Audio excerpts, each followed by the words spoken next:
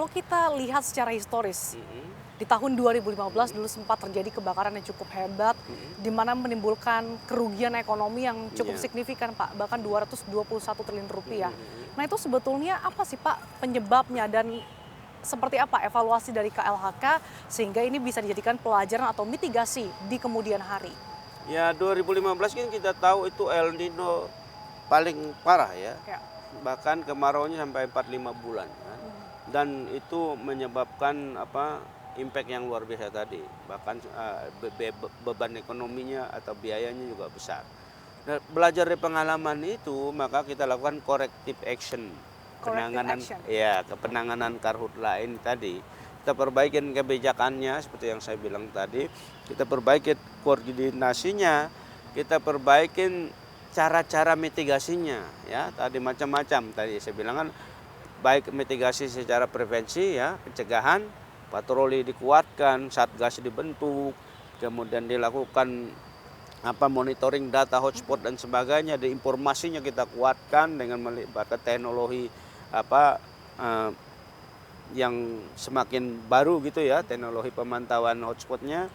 Kemudian kita lakukan pemantauan secara aktif di lapangan, ada kebakaran dikit dipadamin langsung, kemudian teknologi modifikasi cuaca, melakukan pemulihan gambut, misalnya daerah-daerah yang rawan terbakar, lakukan restorasi gambutnya dengan tadi membangun infrastruktur pembasahan gambut dan sebagainya, baik di konsesi, baik di non konsesi dan seterusnya seperti itu.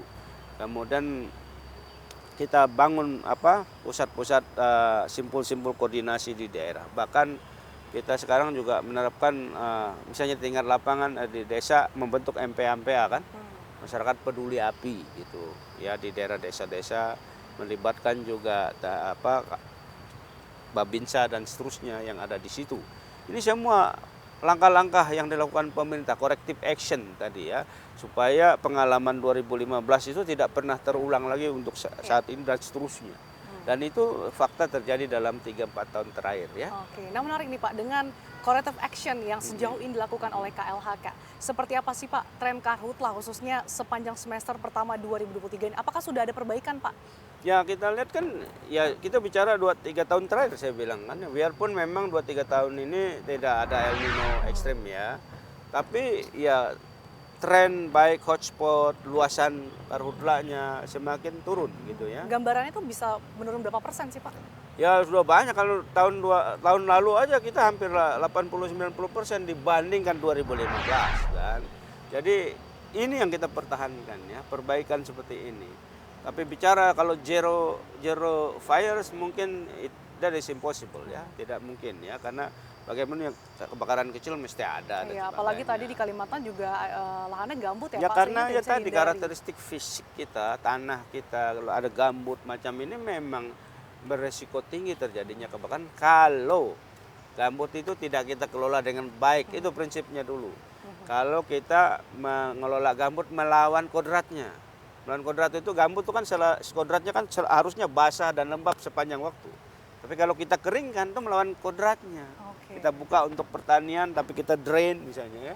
Itu melawan kodratnya namanya. Makanya akan muncul risiko kebakaran terjadi ya.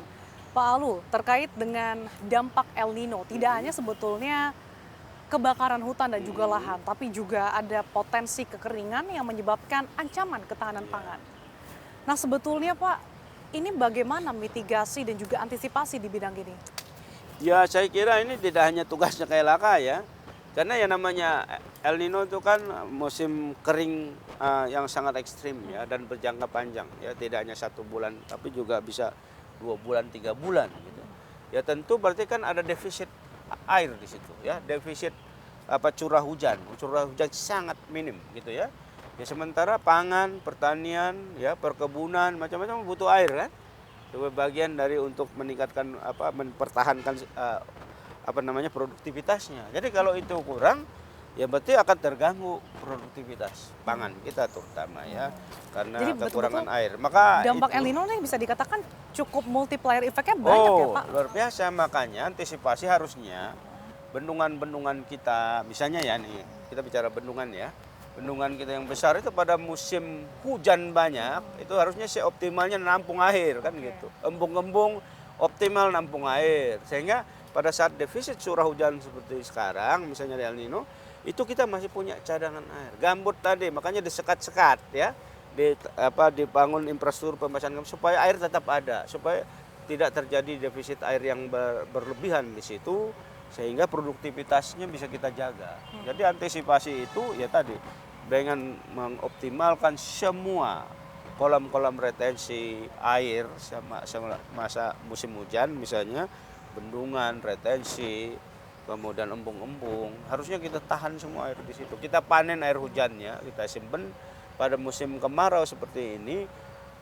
Kita Bisa dimanfaatkan dimanfaatkan kemudian hari, ya, Pak? secara pelan-pelan pada saat musim El Nino seperti ini. Ini sebetulnya yang perlu kita pikirkan ke depan ya. Bagaimana rainfall harvesting system itu kita integrasikan dengan sistem pembangunan drainase kota, drainase desa dan sebagainya. Sehingga semua masuk di dalam kolam retensi dan sebagainya. Ini mungkin konservasi air hujan yang gratis dari Yang Maha Kuasa ini ke depan harus kita lakukan. Harus dioptimalkan. Iya, harus dioptimalkan. Jangan kita hanya ngeluh, oh kalau musim hujan terlalu banjir, kita keluhan. Padahal harusnya ini di channeling gitu loh. Kayak giant water storage macam seperti embung raksasa dan sebagainya, supaya itu jadi bahan kita menghadapi ini. Ini upaya ke depan menurut saya, butuh teknologi itu. Sama di ibu kota negara misalnya. Saya berulang-ulang mengatakan IKN itu kan topografinya kan berbukit-bukitan. Dan salah satu masalah mungkin ke depan air. Membendung sungai yang ada belum tentu cukup. Tapi kita dengan membuat sistem drainase perkotaan ibu kota negara menjadi bagian dari rainfall harvesting system yang bisa dikoneksikan ke kolam-kolam retensi, embung dan sebagainya, atau bendungan dan sebagainya, itu bisa mengatasi defisit air itu, gitu loh, ya. Karena kita curah hujannya tinggi pada musim hujan, ya. Tapi datang kemarau kita defisit. Nah itu kita pakai, kita tahan, kita simpen lah, gitu ya. Pak Alu, tahun 2023 sudah berjalan setengah tahun. Untuk sisa tahun 2023 ini, apa saja program-program yang akan difokuskan oleh KLHK? Ya, kita kan banyak program strategis yang ada di KLHK ini. Salah satu ya tadi dalam rangka pengendalian perubahan iklim, mencapai target NDC kita, kebijakan tentang forest and land use nexting kita perlu terapkan. Jadi kita mengembalikan dengan macam-macam 12 program utama ya. Saya sebutnya tidak semuanya. Misalnya kita mendorong tadi restorasi gambut dan mangrove misalnya ya, melakukan pencegahan kebakaran hutan dan lahan, melakukan rehabilitasi hutan dan lahan, melakukan menguatkan kembali pengelolaan hutan sosial, penegakan hukum, melakukan sustainable forest management di konsesi dan seterusnya. Itu dalam rangka kita mencapai forest land use nexting by 2030. Kemudian program perhutanan sosial yang menjadi target yang tertentu Presiden ya, bahwa akses pengelolaan hutan harus diberikan seluas-luasnya kepada masyarakat dengan 12,7 juta hektar. Itu akan terus kita percepat realisasinya di tahun ini ya, semester tersisa ini. Kemudian juga termasuk dukungan kita terhadap TORA ya, tanah reforma agraria ya, yang dimana KLHK menyediakan 4,1 juta hektar kawasan hutan untuk dijadikan legal access kepada masyarakat ya, lewat objek TORA, dan itu udah realisasinya 2,6 juta hektar, dan saya kira dalam sisa tahun terakhir ini kita bisa percepat lagi. Ya, kita harapkan semoga progresnya bisa berjalan dengan baik. Betul. Ya Pak ya. Ya tadi kita sudah ngobrol-ngobrol ya Pak, kita harapkan juga bahwa terkait dengan masalah polusi udara, kebakaran hutan lahan, kemudian hingga kekeringan, ini kita katakan bahwa ini memang masalah yang cukup kompleks ya Pak, sehingga membutuhkan keseriusan dari tidak hanya dari pemerintah, tapi juga pemerintah daerah dan juga berbagai stakeholder lainnya, bahkan masyarakat ya Pak, untuk bisa menangani hal ini. Dan kita harapkan juga dengan berbagai upaya-upaya yang dilakukan oleh pemerintah ini bisa terrealisasi dengan baik dan lancar, sehingga masalah-masalah yang cukup kompleks ini bisa teratasi dengan baik. Betul. Jadi memang butuh sinergi, kolaborasi, partisipasi semua pihak lah, semua stakeholders ya.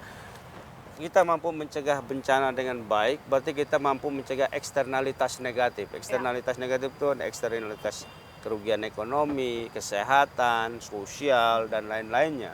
Yang mungkin saja kalau kita tidak antisipasi bisa lebih besar dong biayanya dari Multiplier effect-nya multiplier sangat effect-nya lebih besar daripada kita biaya mencegahnya kan gitu Ya. ya. Nah, ya. Baik, terima kasih atas waktunya Wakil Makasih. Menteri Lingkungan Hidup dan Kehutanan Bapak Aludohong. Sehat selalu untuk Anda, Pak. Amin. Mbak Sasa terima kasih, sehat juga selalu ya. Terima kasih.